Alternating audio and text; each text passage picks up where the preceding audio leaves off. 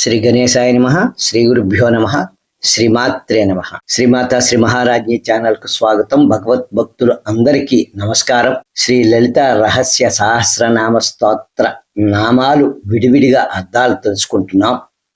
కిందటి భాగం 151 వరకు తెలుసుకున్నాం.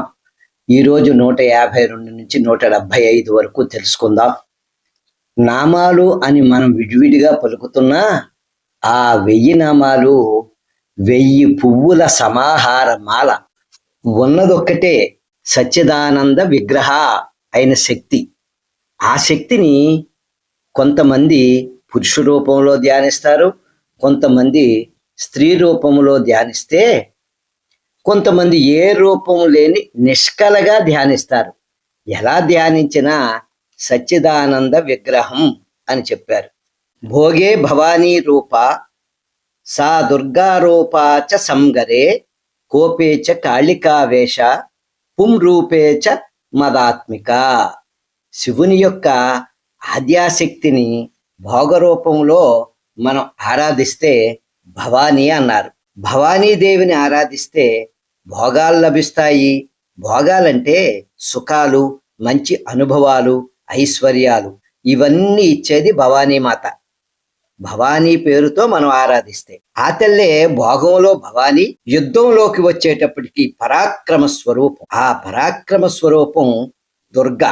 ఎందరి దేవతలా అంటే నిజానికి ఉన్నది ఒక్కరే, ఉన్నది ఒక్కటే. దాని శక్తి అన్నప్పుడు మాత్రం 2 అయ్యాయి. ఆ తల్లే సౌభాగ్యాల్ని భోగాల్ని ఇచ్చినప్పుడు భవానీ, ప్రతాపం చూపించేటప్పుడు దుర్గా.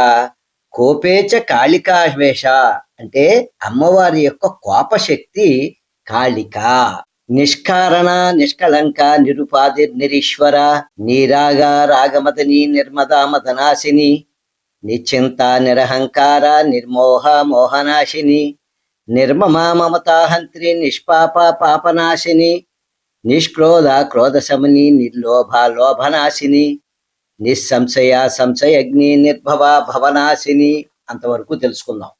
నిష్కారణ, సమస్తమునకు ఆవిడే కారణమైనది కావున తనకు కారణమైనది ఏదియూ లేనిది. సూర్యుడు ఇచ్చిన వెలుగులో అనేక పనులు జరుగుతూ ఉంటాయి. ఎలాంటి పనులు జరిగినా సూర్యుడు కారణం కాదు, వెలుతురు రావడానికి మాత్రమే కారణం. సూర్యునికి భగవంతుడు కారణం. నిష్కళంక, ఏ విధమైన కళంకం లేనిది అమ్మ. ఎదుటివారి లోపాలను పట్టించుకోకూడదు. ఆ లోపాలు మనలో లేకుండా చూసుకోవాలి. అప్పుడు మనం కూడా కళంకం లేకుండా ఉంటాం. నిరుపాధి, అవిద్య అనేది ఉపాధి లేనిది. స్వయం ప్రకాశ రూపిణి.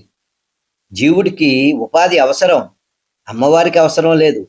ఉపాధి అంటే ఒక వస్తువు ఏదైనా తనకు సమీపంలో ఉన్న వస్తువుకు తన లక్షణాలను బదిలీ చేయగలిగితే మొదటి వస్తువుని ఉపాధి అంటుంది వేదశాస్త్రం. సర్వ ఆత్మ చైతన్యం అన్నమాట తల్లి. నిరుపాధి. ఒక స్ఫటికలింగం ఉందనుకోండి, దాని ముందు ఒక ఎర్రటి పుష్పం పెడితే ఆ స్ఫటికలింగంలో రంగు కనపడుతుంది. ఆ ఎర్రని రంగు స్ఫటికానికి ఉపాధి అయింది. తీసివేస్తే స్ఫటికలింగంలో ఆ రంగు కనపడదు. అదే మాయ. స్ఫటికానికి వేరొక ఉపాధి అవసరం లేదు కదా.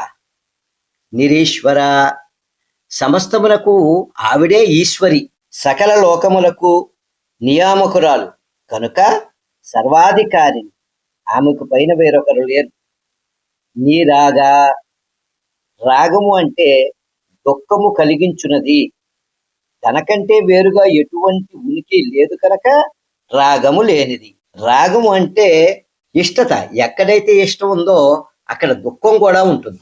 రాగమదని తన భక్తులకు వైరాగ్యమును అనుగ్రహించి దుఃఖమూలమైనటువంటి ఆ రాగమును తీసివేస్తుంది అమ్మ. నిర్మద, ఎటువంటి మదము అనే దోషము లేనిది, సర్వదా జాగరూకత కలిగినది అమ్మ. మదనాశిన్యై, మదమును అంటే అహంకారమును మదమును తమోగుణమును నాశనము చేయునది. నిశ్చింత, అమ్మవారికి ఏ చింత లేదు. అమ్మవారిని ధ్యానించే భక్తులకు ఏ చింత లేకుండా చేస్తుంది. చింత అంటే మానసిక బాధ, మనిషిని దహించి వేస్తుంది. కాబట్టి సుఖం, దుఃఖం రెంటిని కూడా మనం పట్టుకోకూడదు. వాటిని స్మరించకూడదు. నిశ్చింతగా ఉండాలి. నిరహంకార. అహంకారం 3 విధాలు. సత్వ, రజ, తమో గుణాలు. స్థూల శరీరంలో నేను అనే అహంకారం తమోగుణం, అంటే తామస గుణం. సూక్ష్మ శరీర అభిమానం రాజస గుణం. కారణ శరీరాభిమానం సాత్వికం. ఈ 3 విధాలైనటువంటి అహంకారము బంధ కారణములు. అట్టి అహంకారములు ఏవియూ అమ్మకు లేవు. ఆమె యొక్క నిజరూపము చిత్కళ అని తెలుసుకుంటే మోక్షం. ఈ అహంకారములు వదిలితే భగవంతుని దర్శనం జరుగుతుంది. నిర్మోహ. మోహము లేనిది, స్వరూప విస్మృతి లేనిది, అన్నిటికీ అతీతమైనది. వ్యామోహం, ప్రపంచంలో ఉన్నటువంటి వ్యామోహం ఏది విచిత్రం కాదు. కొందరికి ఇష్టమైనది, మరొకరికి ఇష్టం కాదు. అందుకని ఏ వస్తువు మీద వ్యామోహం పెంచుకోకూడదు. అసత్యములైన ఇంద్రియములు 5, స్థూల సూక్ష్మ కారణ శరీరములు యందు మోహము ఉండరాదు. ఇంద్రియముల యందు, స్థూల సూక్ష్మ కారణ శరీరముల యందు మోహం పెంచుకోకూడదు. అటువంటి మోహము ఆవిడికి లేదు. ఆ తల్లికి ఏం కావాలి? ఏమీ ఉండదు, అన్ని మనకే ఇస్తుంది ఆవిడ. మోహనాశిని. అంతటా ఏకత్వాన్ని చూడగల వాళ్ళకి మోహం ఉండదు కదా. ఆత్మస్వరూపమే అని తెలుసుకున్న వాళ్ళకి ఇంకా మోహమే ఉంటుంది. ఏకత్వ జ్ఞానమును భక్తులకు కలుగజేస్తుంది అమ్మ. కనుక మోహనాశిని. నిర్మమ. మొత్తము తానే కనుక నాదే అనేది మమకారము లేనిది. నిర్మమ అంటే మమకారము లేనిది. దేహము, జీవుడు, ప్రపంచములందు ఇదియే సత్యము అనుకునే బుద్ధియే మమకారం. ఈ మమకారము నాశము కావాలంటే అఖండాకార బ్రహ్మజ్ఞానము చేతనే ద్వైత జ్ఞానము నశిస్తుంది. ద్వైత జ్ఞానం ఎప్పుడైతే ఉందో అప్పుడు అజ్ఞానంలో ఉంటాం మనం. కనుక మనకు అమ్మయే ఆధారం.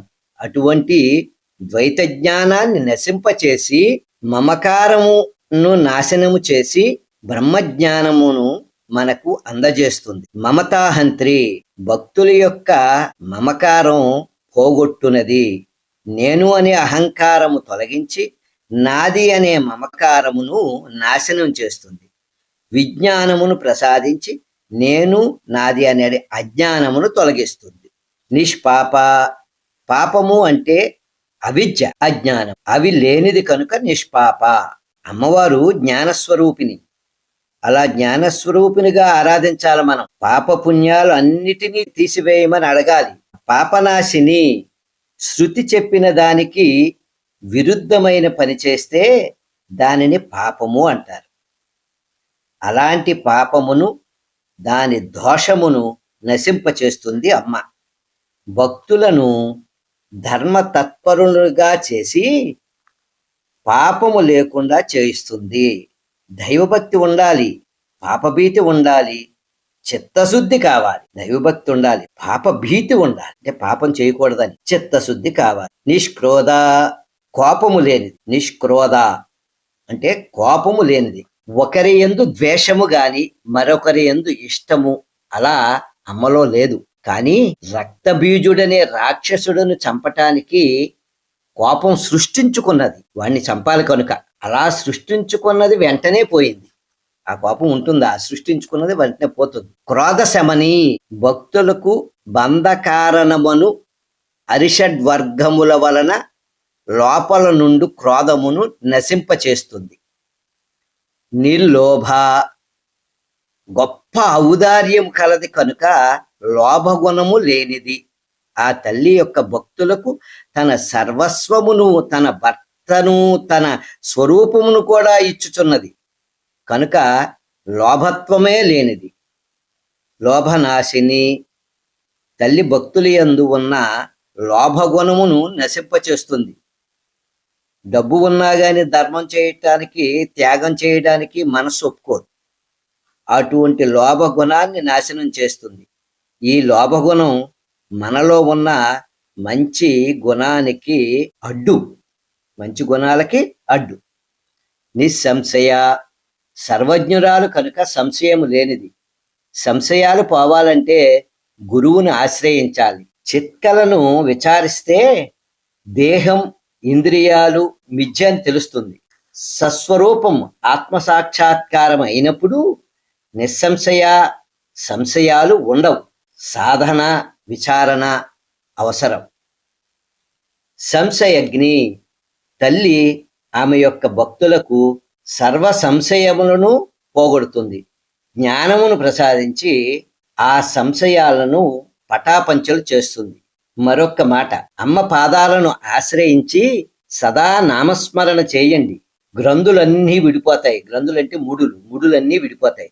మహాకవి కాళిదాసు భోజరాజు గారి ఆస్థానంలో ఎవరు పండితులు అనే చర్చ వస్తే అమ్మవారిని అడుగుదామని అమ్మవారి గుడికి వెళ్ళారు. కాళిదాసు, భోజరాజు, మిగతా పండితులు. అమ్మవారిని అడిగితే వారు గొప్పవారు, వీరు పండితులు అని చెప్పింది.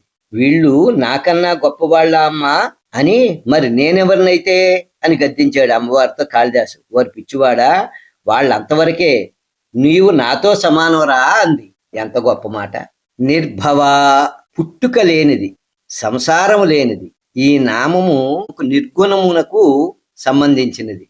అమ్మ బ్రహ్మస్వరూపిణి, అనాది. పుట్టుక, సంసారము ఆ తల్లికి ఉంటుందా? భవనాశిని, తన భక్తులకు దేహభ్రాంతిని తీసివేసి మరలా పుట్టుక, సంసారము లేకుండా చేస్తుంది. బంధకారణమైన అజ్ఞానమును, పునర్జన్మ భేజమును కూడా నశింపచేస్తుంది. శ్రీమాత్రే నమః. శ్రీమాత లలితాంబికాయై నమః.